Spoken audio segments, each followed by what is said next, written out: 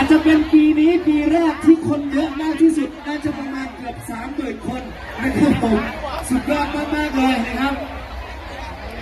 คนเมืองเราจะได้บอกไปให้ทุกคนรู้นะครับว่าคนเมืองพลน่ารักที่สุดแล้ว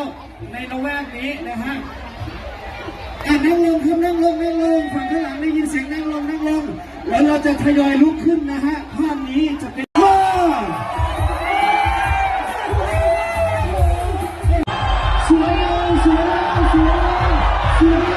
สวยมากโอ้โห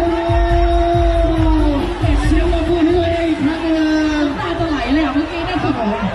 รอบสุดท้าย ผมภูมิใจแทนผู้จัดมากเลยรอบสุดท้ายนะคะครับผมรอบสุดท้ายขอสวยๆนะฮะสวยๆเลยนะฮะนั่งลงแล้วลุกขึ้นนะโอเคครับผมพี่บุญนั่งพร้อมกันนะฮะนะคะ3 2